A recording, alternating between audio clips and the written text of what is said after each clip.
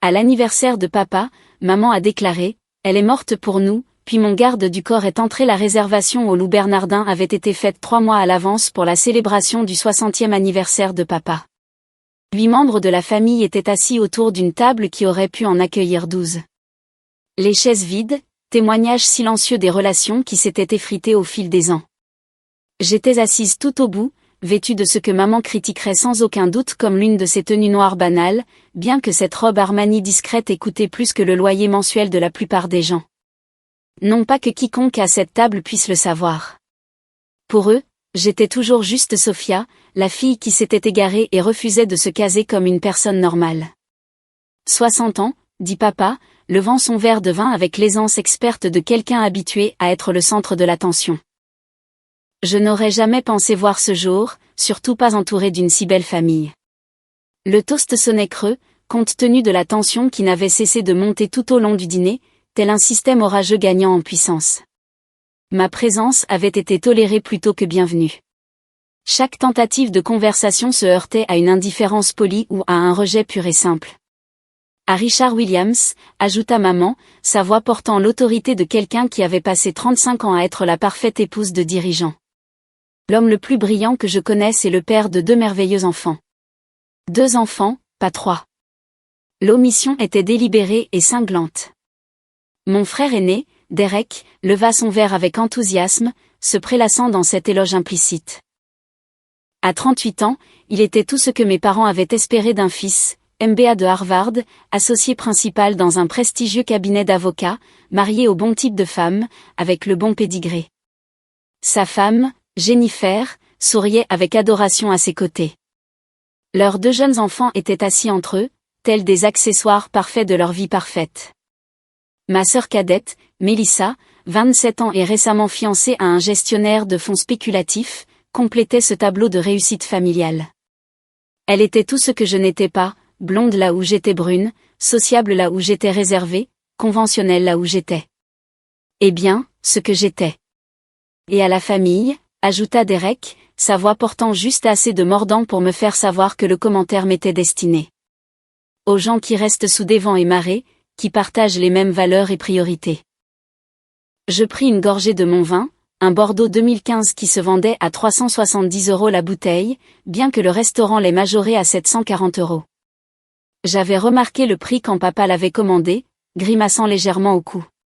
C'était un indice qui en disait long sur la situation financière de la famille, même si aucun d'entre eux ne s'était rendu compte que je l'avais perçu.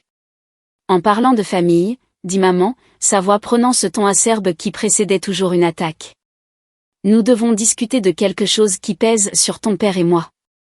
Ça y est, pensai-je, posant mon verre de vin et me préparant à quelle que soit la nouvelle humiliation qu'ils avaient planifiée pour la célébration d'anniversaire de papa. Sophia, continua maman, tournant son attention vers moi avec cette concentration froide habituellement réservée aux tâches particulièrement tenaces.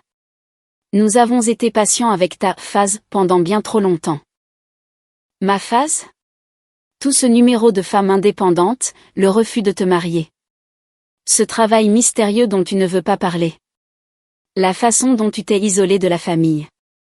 Je suis assise juste ici. Physiquement, oui.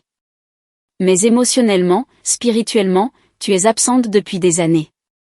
Je regardais autour de la table les visages avec lesquels j'avais grandi, cherchant le moindre signe de soutien ou de compréhension.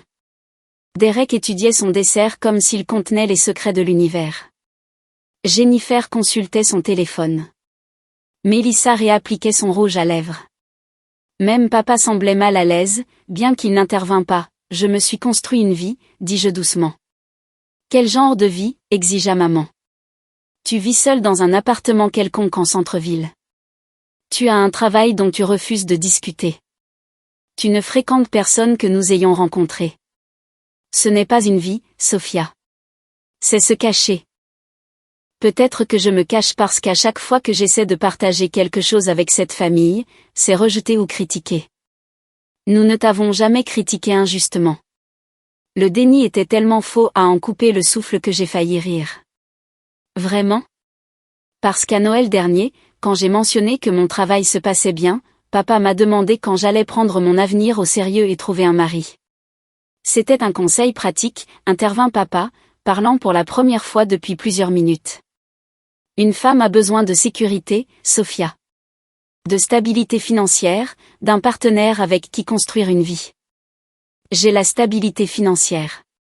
Vraiment? Parce que d'après ce que nous voyons, tu peines à joindre les deux bouts. L'hypothèse était si éloignée de la réalité que j'en eus le vertige.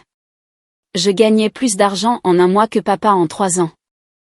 Mais ils avaient construit ce récit sur mes finances précaires, basé sur mon style de vie modeste, et refusaient d'envisager toute alternative. Comment sauriez-vous quelle est ma situation financière? Nous avons des yeux, ma chérie, dit maman avec la condescendance patiente de quelqu'un qui explique des concepts de base à un enfant lent. Tu conduis une voiture de 10 ans. Tu vis dans un studio. Tu fais tes courses dans des magasins normaux au lieu des endroits où les gens qui réussissent font leurs achats. Peut-être que j'aime ma voiture. Peut-être que je préfère mon appartement. Peut-être que je n'ai pas besoin de vêtements de marque pour me sentir bien dans ma peau. Ou peut-être que tu ne peux pas te permettre mieux, intervint Mélissa, parlant pour la première fois de la soirée. Il n'y a pas de honte à avoir des difficultés, Sophia, mais il y a de la honte à prétendre que ce n'est pas le cas. La cruauté était à couper le souffle. Voilà ma propre sœur, que j'avais aidé à payer ses études de droit il y a à peine 2 ans, suggérant que j'étais trop pauvre pour m'offrir un style de vie décent. Je n'ai pas de difficulté, dis-je fermement. Alors pourquoi ne nous dis-tu pas ce que tu fais réellement comme travail, demanda Derek. Chaque fois que quelqu'un pose la question, tu changes de sujet ou donnes des réponses vagues sur du consulting parce qu'on ne comprendrait pas. Essayez pour voir, le défia maman. Nous ne sommes pas stupides, malgré ce que tu penses apparemment. J'ai pesé mes options. Je pouvais leur dire la vérité. Que j'étais la fondatrice et PDG de Meridian Global, une entreprise technologique valant 4,3 milliards d'euros. Que j'employais plus de 8000 personnes dans 6 pays. Que j'avais fait la couverture du magazine Fortune comme l'une des plus jeunes milliardaires de l'histoire. Mais j'avais appris au fil des ans que partager mes succès avec cette famille ne menait qu'à de nouvelles formes de critiques. Quand j'avais essayé de leur parler de mon premier contrat d'1 million d'euros, papa m'avait sermonné sur les dangers des investissements risqués. Quand j'avais mentionné la croissance rapide de mon entreprise, maman s'était inquiétée du stress que je m'imposais. Quand j'avais été honorée par la chambre de commerce, ils avaient suggéré que je me la racontais. Je développe des solutions logicielles pour de grandes entreprises, dis-je, ce qui était techniquement vrai, bien qu'une description terriblement en deçà de la réalité. Logiciel, répéta maman avec le même ton qu'elle aurait pu utiliser pour dire « collecte des ordures ». Et ça paie assez pour subvenir à tes besoins? Ça paie assez. Mais pas assez pour acheter une vraie voiture ou un appartement décent. Ma voiture et mon appartement vont très bien. Ils ne vont pas bien, Sophia, dit papa, sa voix prenant le ton autoritaire qu'il avait perfectionné pendant 30 ans de gestion d'entreprise. Ce sont les choix de quelqu'un qui a baissé les bras, qui s'est contenté de la médiocrité. Ou de quelqu'un qui a des priorités différentes des vôtres. Quelle priorité, exigea maman. Parce que de notre point de vue, il semble que ta seule priorité soit d'éviter les responsabilités. La responsabilité de quoi? De grandir. De devenir la femme que nous t'avons élevée pour que tu sois. De trouver un mari et de fonder une famille comme les gens normaux. La conversation plongeait en terrain connu. Les mêmes disputes que nous avions depuis des années, les mêmes déceptions et récriminations qui définissaient chaque réunion de famille. Et si je ne veux pas d'une vie normale, demandai-je. Tout le monde veut une vie normale, dit Jennifer, prenant la parole pour la première fois. Le mariage, les enfants, la sécurité, la communauté. Ce sont des besoins humains fondamentaux. Peut-être que ce ne sont pas mes besoins. Alors quels sont tes besoins, demanda maman. Parce que honnêtement, nous n'arrivons pas à comprendre ce que tu veux de la vie. Je veux être respectée pour qui je suis, pas critiquée pour qui je ne suis pas, le respect se gagne, ma chérie, dit papa. Et gagner le respect exige de faire des choix que les autres peuvent comprendre et admirer. Comme les choix de Derek. Exactement comme les choix de Derek. Il s'est bâti une carrière réussie, a épousé une femme merveilleuse, a eu de beaux enfants.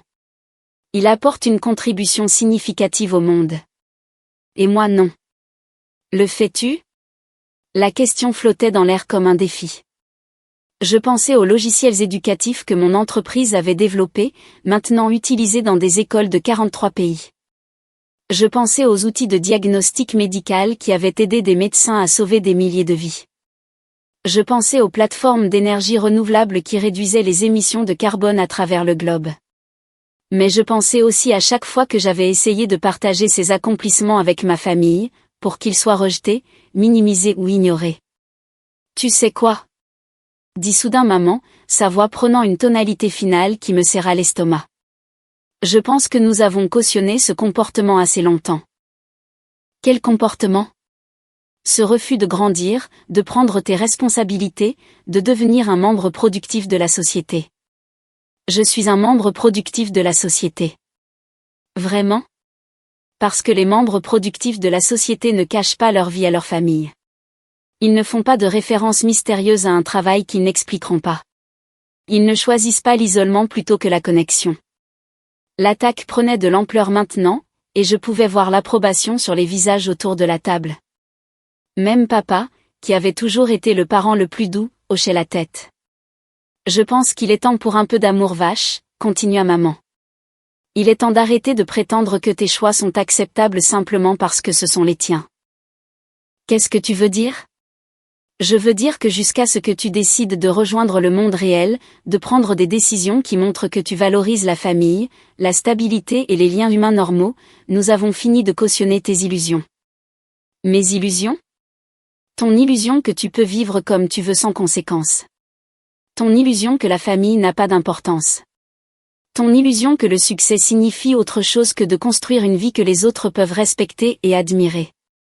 Le restaurant autour de nous était rempli d'autres familles célébrant des événements marquants, d'autres groupes de personnes qui, vraisemblablement, s'aimaient et se soutenaient. À la table à côté de nous, un jeune couple trinquait à leurs fiançailles. Derrière nous, 3 générations d'une famille riaient ensemble en partageant des histoires. Et nous étions là, en train de vivre ce qui ressemblait à une exécution publique déguisée en dîner d'anniversaire. Alors, que proposez-vous exactement, demandai-je, même si je craignais de déjà connaître la réponse. Nous proposons que tu prennes un peu de temps pour réfléchir à ce qui compte vraiment dans la vie, dit Derek, apparemment élu porte-parole de la famille. Et jusqu'à ce que tu trouves la réponse, nous pensons qu'il est préférable que tu ne participes plus aux réunions de famille. Vous me désinvitez des événements familiaux. Nous te donnons de l'espace pour grandir, dit maman. Parfois, les gens ont besoin de subir les conséquences naturelles de leurs actes avant de faire de meilleurs choix. Et si je ne fais pas les choix que vous voulez? Le visage de maman se durcit en une expression que je n'avais jamais vue auparavant. Froide, définitive et totalement dépourvue de chaleur. Alors tu es morte pour nous, dit-elle avec un calme dévastateur. Nous agirons comme si nous avions 2 enfants au lieu de 3. Les mots me frappèrent comme un coup physique. J'avais enduré des années de critiques, de déceptions et de commentaires passifs-agressifs, mais c'était la première fois qu'il menaçait explicitement de me renier. Vous êtes sérieux, dis-je, bien que ce ne fût pas vraiment une question. Complètement sérieux, confirma papa. Nous t'aimons, Sophia. Mais nous ne continuerons pas à cautionner un comportement qui est destructeur pour toi et douloureux pour nous. Destructeur pour moi? Oui.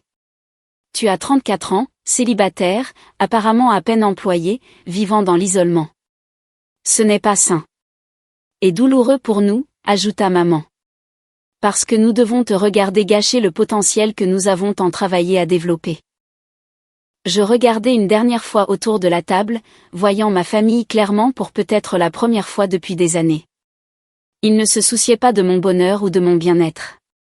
Ils étaient embarrassés par mon incapacité à me conformer à leurs attentes. Alors, c'est ça? Demandai-je. C'est rentre dans le rang ou dégage? C'est nous qui t'aimons assez pour fixer des limites, dit Jennifer, se sentant apparemment qualifiée pour commenter une dynamique familiale dont elle faisait partie depuis moins de 10 ans. Des limites, répétai-je. Des limites saines, acquiesça Mélissa. Tu ne peux pas simplement faire ce que tu veux et t'attendre à ce que tout le monde prétende que c'est normal. L'ironie était écrasante. J'étais là, sermonnée sur le comportement normal par une famille qui reniait sa fille dans un restaurant public le jour de l'anniversaire de son père. Je comprends, dis-je doucement, attrapant mon sac à main. Vous avez rendu votre position très claire. Où vas-tu ? Demanda maman. À la maison. Je pense que j'en ai assez entendu. Sophia, attends, dit papa, sans toutefois faire le moindre mouvement pour se lever. Nous ne voulons pas que ça se termine mal. Comment vouliez-vous que ça se termine ? En te faisant comprendre que nous faisons ça parce que nous tenons à toi. Non, vous faites ça parce que vous avez honte de moi. Il y a une différence. Je me levai de table, consciente que les autres clients commençaient à remarquer le drame qui se déroulait à notre table d'angle. Une implosion familiale au Loup Bernardin fournirait d'excellents ragots pour les cercles sociaux que mes parents fréquentaient. Sophia, dit maman alors que je me préparais à partir. Je veux que tu réfléchisses très attentivement à ton prochain geste, car une fois que tu auras franchi cette porte, les choses seront différentes entre nous. Elles le sont déjà, répondis-je. Vous venez de le rendre clair. Nous te donnons un choix. Reviens dans la famille en tant qu'adulte responsable, ou ne reviens pas du tout. Alors je suppose que je ne reviendrai pas. Je me tournai pour m'éloigner, mais la voix de maman m'arrêta. Sophia, je pensais ce que j'ai dit. Si tu pars maintenant, tu es morte pour nous. À partir de ce moment, nous avons 2 enfants, pas 3. La finalité dans sa voix était sans équivoque. Ce n'était pas une tactique de négociation ou une menace en l'air. Ils étaient prêts à m'effacer complètement de la famille plutôt que de m'accepter telle que j'étais. Je comprends, dis-je, et je le pensais. Alors que je me dirigeais vers la sortie du restaurant, j'entendis maman parler aux membres restants de la famille d'une voix qui porta clairement à travers la salle à manger. À partir de maintenant, tout le monde doit l'ignorer complètement. Elle est morte pour nous. Nous ne lui parlons pas. Nous ne la reconnaissons pas. Nous ne répondons à aucune tentative de contact. En ce qui concerne cette famille, Sophia Williams n'existe plus. La cruauté de faire une telle annonce en public, avec d'autres clients qui écoutaient, était à couper le souffle. Mais c'était aussi clarifiant. Après des années à me demander si ma famille m'aimait vraiment ou aimait simplement l'idée de ce que je devais être, j'avais enfin ma réponse. J'étais presque à la porte quand Marcus entra dans le restaurant. Du haut de son 1,93 m, avec la carrure de quelqu'un qui avait passé 20 ans dans les opérations spéciales de l'armée, Marcus commandait l'attention partout où il allait. Sa présence dans l'élégante salle à manger était comme un rocher jeté dans un étang paisible impossible à ignorer et transformant complètement l'environnement. Mademoiselle Williams, dit-il de sa voix calme et professionnelle. Votre hélicoptère est prêt. Toutes les têtes dans le restaurant se tournèrent. Les conversations s'arrêtèrent en plein milieu de phrases tandis que les clients dévisageaient cette intrusion inattendue de ce qui était clairement une sécurité de haut niveau dans leur soirée raffinée. Merci, Marcus, répondis-je, ma voix portant clairement dans la salle à manger soudainement silencieuse. J'arrive tout de suite. Bien sûr, madame. Nous sommes autorisés à décoller immédiatement pour l'héliport. Votre pilote confirme que les conditions météorologiques sont optimales pour le vol vers les Hantons. Derrière moi, je pus entendre une inspiration brusque venant de la table de ma famille. Les Hantons ? Un hélicoptère ? Un garde du corps qui parlait avec l'efficacité nette de quelqu'un habitué à protéger des personnes très importantes. Mademoiselle Williams, dit James, le sommelier qui avait servi notre table, s'approchant avec une excitation évidente. Je ne veux pas être indiscret, mais n'êtes-vous pas la milliardaire des actualités ? Celle qui vient de donner 46 millions d'euros à l'hôpital pour enfants ? La question résonna dans le restaurant comme une cloche, et je pouvais sentir l'atmosphère changer alors que la reconnaissance se lisait sur les visages dans toute la salle à manger. Je préfère garder mes activités caritatives privées, dis-je diplomatiquement. Bien sûr, dit James, vibrant pratiquement d'excitation. C'est juste que nous sommes si honorés de vous avoir parmi nous. Tout le personnel parle du don à l'hôpital. Mon neveu y a été soigné l'année dernière et savoir que cet établissement sera agrandi grâce à votre générosité. Je suis heureuse d'avoir pu aider, dis-je simplement. De la table de ma famille, j'entendis ce qui ressemblait à un verre de vin heurtant le sol. Marcus, dis-je, me retournant vers mon garde du corps. La voiture est-elle arrivée pour mes invités? Oui, madame. La Bentley attend dehors pour madame Patterson et ses enfants. Madame Patterson? Il s'agissait de Margaret Patterson, la mère de 3 enfants récemment veuve dont le mari était mort dans un accident de voiture 6 mois auparavant. Je payais discrètement les frais de scolarité de ses enfants dans une école privée et son hypothèque pendant qu'elle se remettait sur pied. Et les transferts pour les fonds universitaires ont été effectués cet après-midi, madame. Les 5 bourses ont été entièrement financées. 5 bourses d'études universitaires complètes. 2,1 millions d'euros supplémentaires en dons anonymes qui allaient changer la vie de 5 familles pour toujours. Le restaurant était maintenant complètement silencieux. Même la cuisine semblait avoir cessé de fonctionner alors que la nouvelle se répandait qu'il servait quelqu'un qui discutait nonchalamment de dons caritatifs de plusieurs millions d'euros comme d'autres personnes discutaient de leurs projets pour le dîner. « Excusez-moi », dit une voix derrière moi. Je me retournai pour voir une femme en élégante robe de cocktail s'approcher avec hésitation. Je suis Sarah Davison du Times. Pourrais-je vous poser une question sur l'initiative d'énergie renouvelable que vous avez annoncée la semaine dernière? L'initiative d'énergie renouvelable. L'investissement de 460 millions d'euros de mon entreprise dans le développement de technologies propres pour les communautés défavorisées. L'annonce avait fait la une des journaux du monde des affaires. Je préfère ne pas discuter d'affaires pendant mon temps personnel, dis-je poliment. Bien sûr, je comprends. C'est juste que l'impact sur la recherche sur le changement climatique pourrait être révolutionnaire.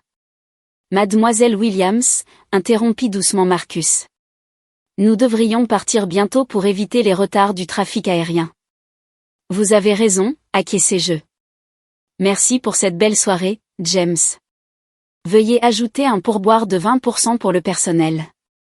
20% de l'addition, madame? 20% du chiffre d'affaires brut du restaurant pour ce soir. Distribuez-le entre tous les employés.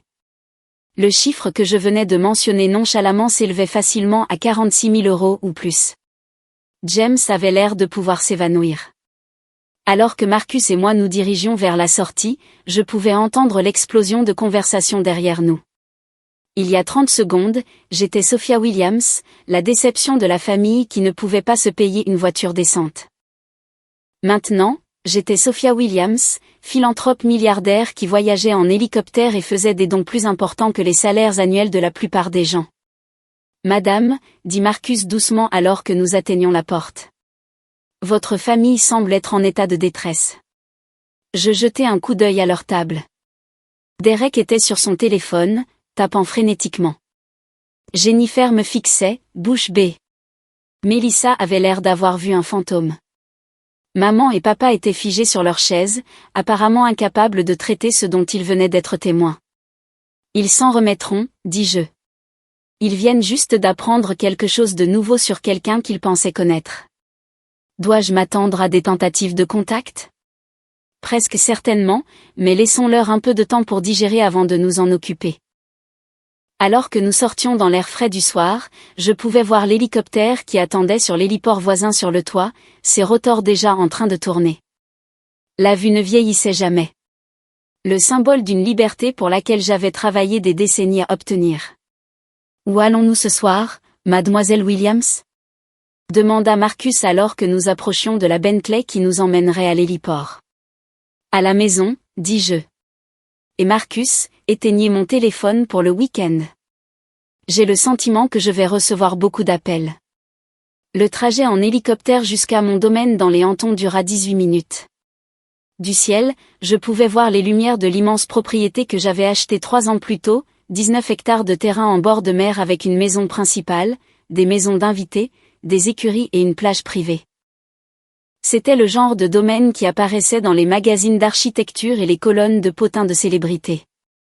Le genre d'endroit où les dirigeants du monde tenaient des sommets et où les milliardaires de la tech organisaient des galas de charité. C'était aussi le genre d'endroit que ma famille n'avait jamais vu, car ils n'avaient jamais pris la peine de demander où je vivais ou à quoi ressemblait réellement ma vie. Alors que l'hélicoptère se posait sur la piste d'atterrissage privée, je pensais aux derniers mots de maman au restaurant. Elle est morte pour nous. L'ironie était extraordinaire. Il venait de renier l'une des entrepreneurs les plus prospères de ma génération parce qu'elle ne correspondait pas à leur définition étroite de choix de vie acceptable. Mon téléphone vibra avec insistance dans mon sac à main.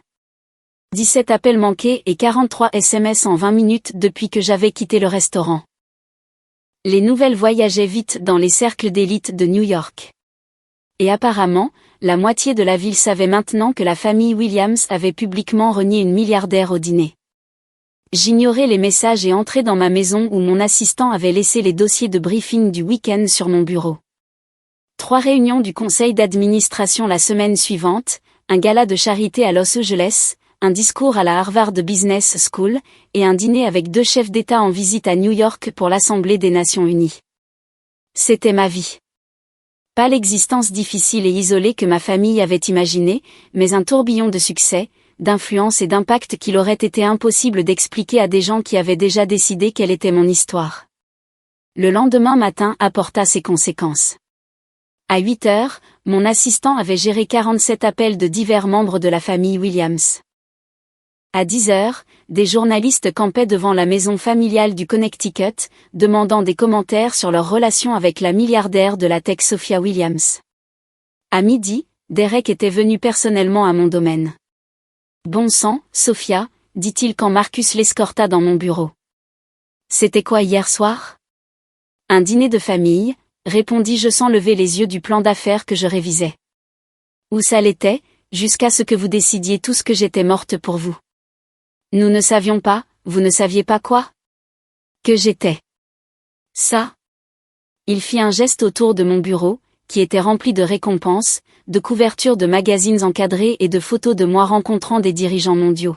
« Que tu avais réellement réussi. Vous n'avez jamais demandé. Tu ne nous l'as jamais dit. J'ai essayé. À chaque réunion de famille des 10 dernières années, j'ai essayé de partager des bribes de ma vie avec vous, mais vous aviez déjà décidé quelle était mon histoire, et rien de ce que je disais ne semblait changer ce récit. Derek s'assit en face de mon bureau, l'air plus vieux que ses 38 ans. Les journalistes veulent savoir s'il est vrai que nos parents t'ont renié au dîner hier soir. Que leur as-tu dit ? Rien. Mais Sophia, c'est un désastre. L'employeur de papa pose des questions. Les conseils d'administration caritatifs de maman appellent. Tout le monde veut savoir comment la famille Williams peut avoir une fille milliardaire dont ils ne savaient rien. Peut-être qu'ils auraient dû poser de meilleures questions. Ce n'est pas une blague. Notre réputation est détruite. Votre réputation, corrigez-je. Depuis hier soir, je suis morte pour vous. Tu te souviens ? Vos problèmes ne sont plus mes problèmes. Derek resta silencieux un long moment, fixant une photo sur mon bureau de moi serrant la main du président. « Depuis combien de temps ?» demanda-t-il enfin. « Depuis combien de temps quoi ? Depuis combien de temps as-tu ce succès ? J'ai atteint mon premier milliard à 31 ans. Je travaille à ça depuis 15 ans. Et tu ne nous l'as jamais dit. Derek. Il y a 3 ans, à ton mariage, j'ai essayé d'expliquer que mon entreprise se portait bien.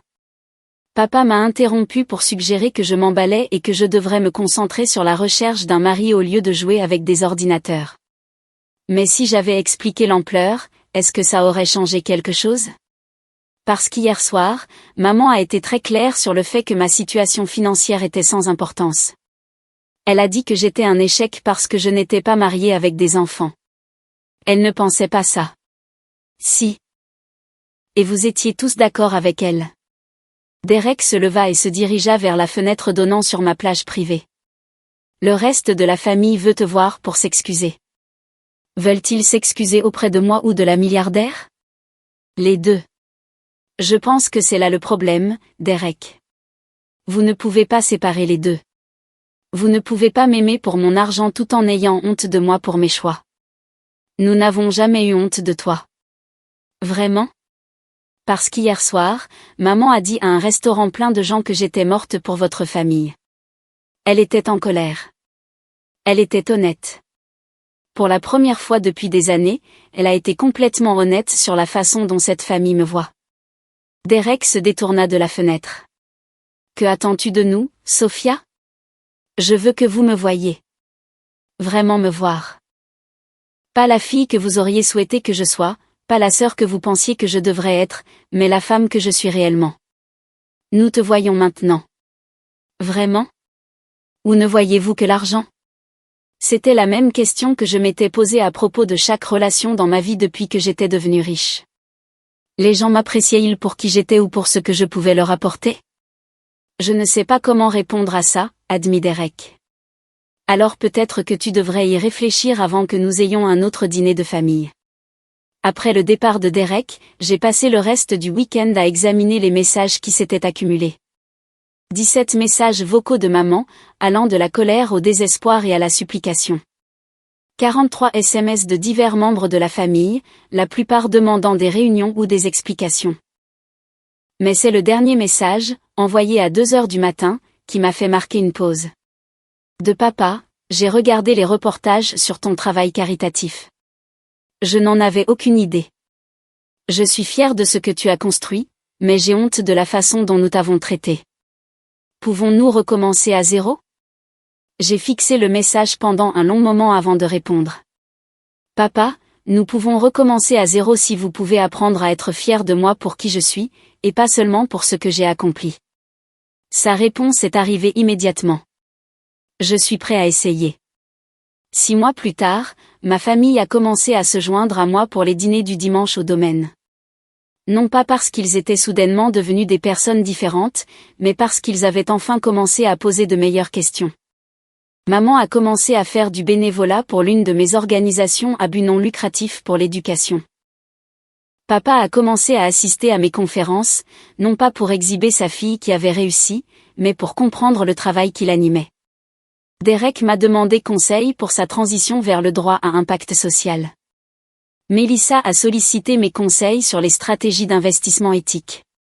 Ils apprenaient à me voir telle que j'étais, plutôt que telle qu'ils pensaient que je devrais être. Ce n'était pas une réconciliation parfaite.